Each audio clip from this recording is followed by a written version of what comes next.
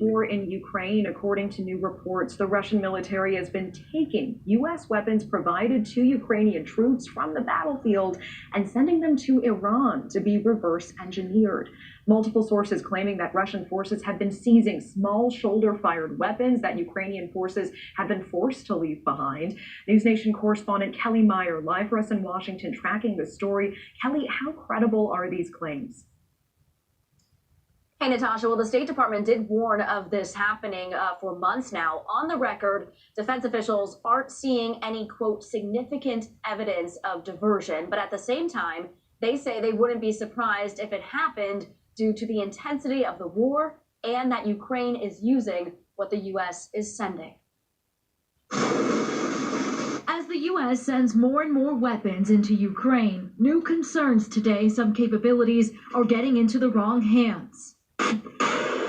Multiple reports saying Russia is capturing U.S.-provided weapons left on the battlefield and sending them to Iran, where they could reverse engineer the systems. Weapons like Javelins and Stingers. Today, the Pentagon telling News Nation they are aware of the reporting, but were unable to comment further, instead pointing to a defense official's recent testimony on Capitol Hill. So what we're not seeing is any evidence of significant diversion. I think our assessment is if some of these systems have been diverted, it's by Russians who have captured things on the battlefield, which always happens, but that there's no evidence that the Ukrainians are diverting it to the black market. Today, a State Department spokesperson telling News Nation, quote, "We are not aware of any credible evidence of diversion," adding that battlefield losses occur in every conflict, and we cannot speak for what Russia does with arms it captures.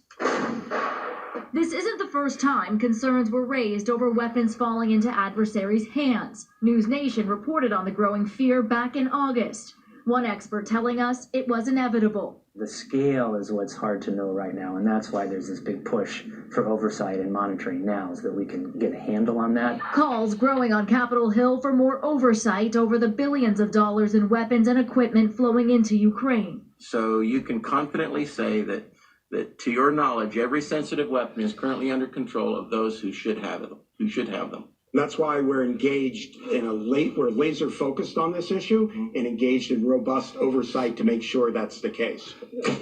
The State Department also warning that Russia could be pushing out false reports of alleged illicit arms diversion as an attempt to weaken Western support for Ukraine, as some Republicans in Washington are pushing to put a stop to Ukraine aid.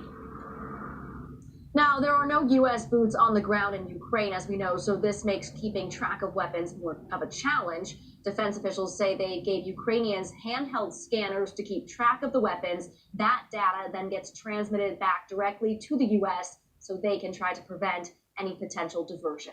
Natasha. Okay, I appreciate